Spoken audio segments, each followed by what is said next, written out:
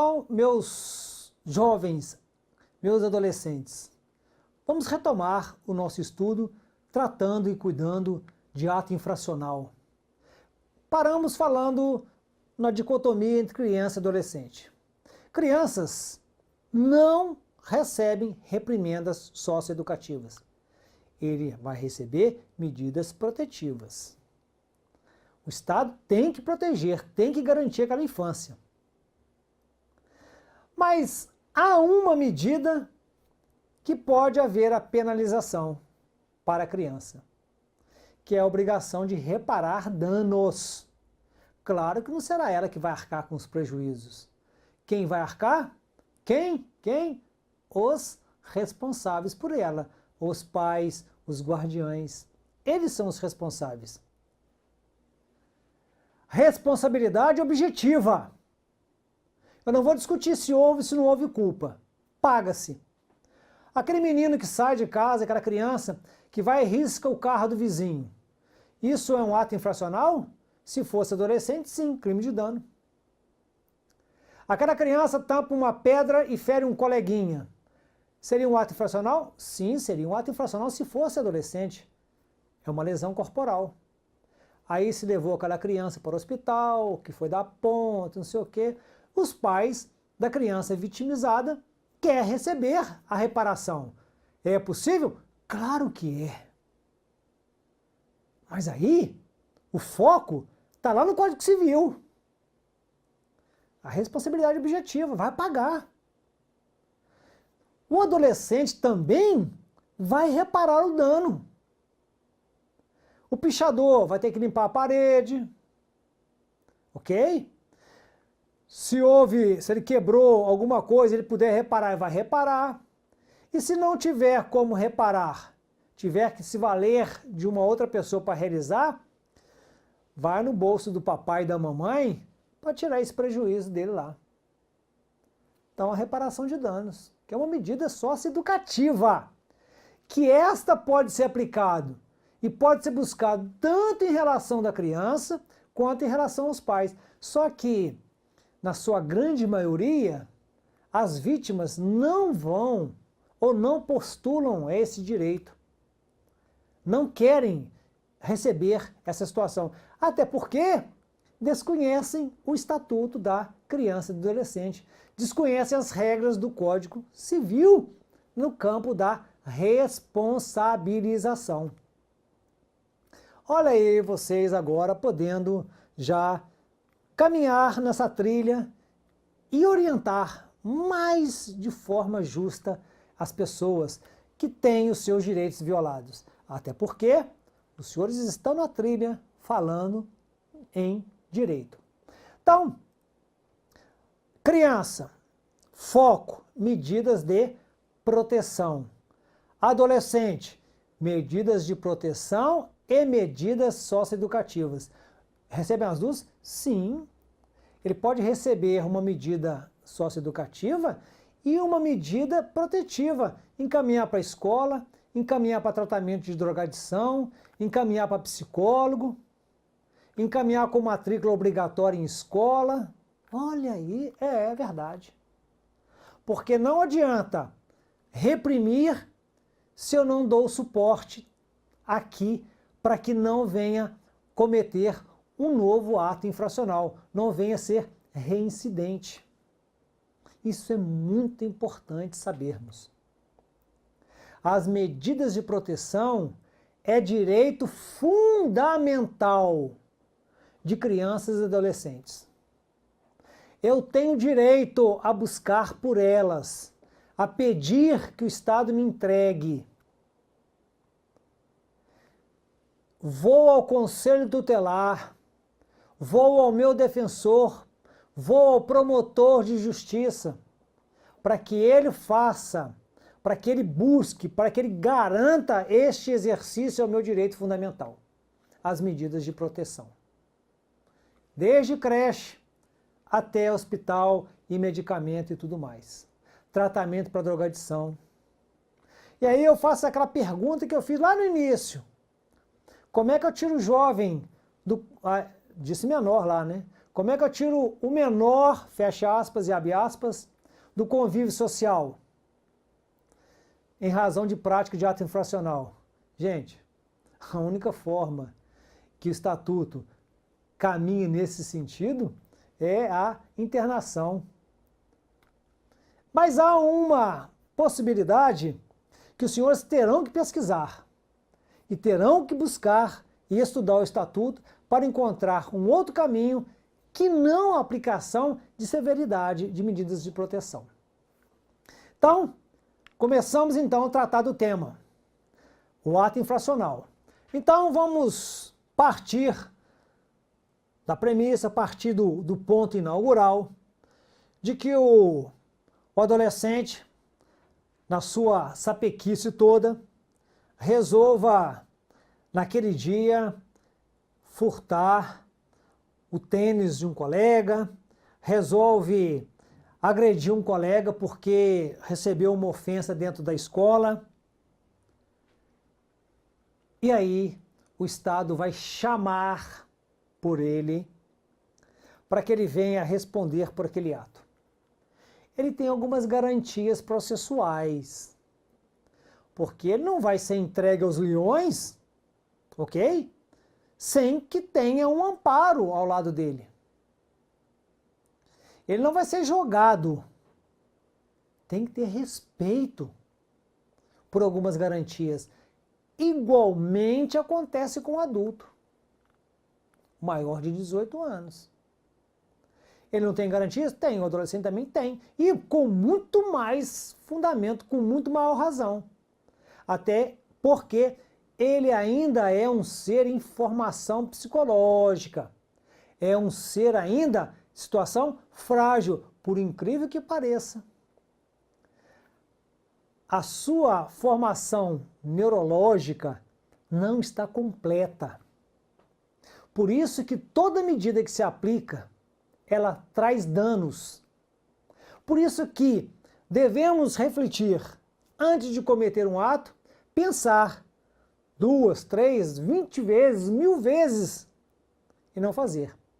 Porque o dano que eu vou registrar será irrecuperável, irreparável. Infelizmente, é essa a realidade que nós temos. Então, a primeira que nós temos aqui, ele tem o direito a conhecer do que está sendo acusado. Então, olha, você está sendo acusado aqui, porque delegacia, sabe como é que é, né? Vai correr ali naquela vala frouxa e vai, mas quando o menino, ele é apreendido e é conduzido para ser atendido, antes dele falar com qualquer outra pessoa, ele vai se entrevistar com o seu defensor. E ali ele vai saber do que está sendo acusado. Olha, aqui está dizendo que você teria cometido aqui um furto de uma bicicleta. Aqui está dizendo que você agrediu fulano. Isso é verdade? Aí é a oportunidade de falar o que efetivamente aconteceu. Ou seja, falar para alguém que vai fazer a defesa técnica. Primeira coisa, de que estou sendo acusado. A segunda, ter acesso às provas que estão sendo apresentadas. A perícia. Às vezes o menino é apreendido com revólver. Aí tem que saber se aquele revólver realmente é eficaz. A faca que foi apreendida. Ela é eficaz, ela está cortando, o revólver está atirando. A munição que foi apreendida é de festim, não é de festim? Por quê? Porque de acordo com o resultado da prova, do laudo pericial, é que se vai tomar a decisão para uma medida ou para uma outra medida. Se for ineficaz, pode-se aplicar uma medida mais branda. Mas se for realmente eficaz para o fato, por exemplo, um revólver, ele é capaz de intimidar uma vítima e de matar? Então a medida é mais grave. Então já começa lá no teto da gravidade. Não, isso aqui é um revólver de brinquedo, mas causa temor na vítima? Causa, então já vamos começar a dar uma medida mediana para ele. Mas nunca passou aqui pelo Estado, nunca passou aqui pela vara. Mas já começa a apertar, a arrochar. Veja a diferença. Que o adulto estava na rua. Ah, o adulto foi apreendido com um revólver de brinquedo. Ah, então isso aí vai embora. E o adolescente? Pau! Já cai. Veja que a história que fala que o estatuto é proteção para aqueles meninos que cometem ato infracional, isso é uma mentira. Ponham na cabeça de vocês. O estatuto ele é muito mais violento com o adolescente do que o Código Penal é para o adulto, em razão da faixa etária que tem entre a adolescência e a vida adulta. Um outro aí, que é importante, a defesa de advogado.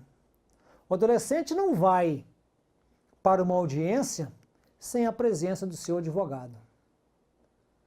Ele não vai à audiência sem a presença de um defensor se ele não tiver condições de pagar um advogado. É regra máxima. Ah, mas eu conheci alguém que foi para uma audiência e não foi advogado. Sentença é nula. Violou uma garantia processual fundamental. Nulidade absoluta. E aí? Solta o menino. Tem que soltar o menino. Um habeas corpus para soltar, porque houve violação a esta garantia. Segunda, assistência judiciária, que eu acabei de falar, no caso daqueles adolescentes que não têm condições, ou seja, seus familiares não têm condições de pagar um advogado. A Defensoria Pública, especificamente do Distrito Federal, ela abarca em torno de quase 90% de todos os processos de ato infracional. É uma carga grande. Mas tenho certeza que as profissionais que cuidam são profissionais de nível, de excelência.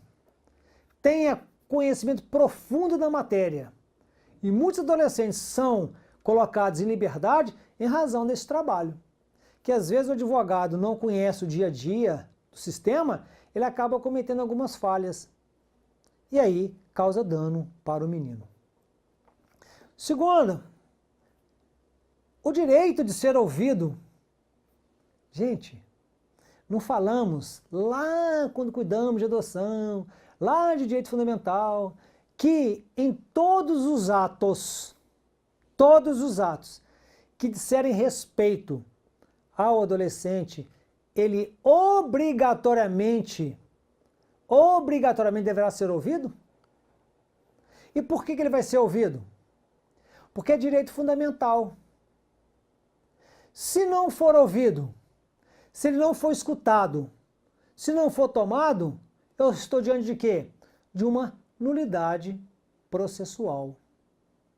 Então é imperativo que ele seja ouvido, porque nós estamos cuidando aqui de sujeito de direitos. Então, lembre-se de que todas as vezes em que o adolescente comete o ato infracional, é direito fundamental de ser ouvido. E isso falamos, e vamos insistir, deve-se, em razão do princípio que garante a sua manifestação em todos os processos que disserem respeito a ele. Seja lá na destituição do poder familiar dos pais, seja uma adoção, seja numa guarda, e também no ato infracional ele tem que se manifestar. É a hora que ele vai contar a sua versão do fato. É o direito dele falar. Seu juiz, foi dessa maneira, confessar ou refutar o ato infracional que está sendo imputado a ele. Venha comigo. Isto aqui é importante. Direito de ter os pais na audiência. Este é o momento, ter os pais na audiência, é o momento mais triste da audiência infracional. E por que é? Porque os pais sentem na própria alma a dor do filho em descumprir as regras da família. Ali, os pais têm que enfrentar a situação de ver o filho algemado, do filho conduzido por policiais, para que o filho venha dizer por que cometeu aquele ato. Mas esses pais só comparecerão se houver endereço certo. E o comparecimento dos pais não é obrigatório. Eles são intimados para comparecer. E se os pais não forem, nenhuma consequência maior terá. Porque é direito dos pais não comparecer. E o não comparecimento dos pais para o filho é danoso, porque vai refutar, vai indicar de que este menino, este adolescente, tem problemas, tem conflitos, tem situações em que ele não consegue, ou as famílias não conseguem superar, não conseguem impor regras. E vamos retomar o assunto no próximo bloco.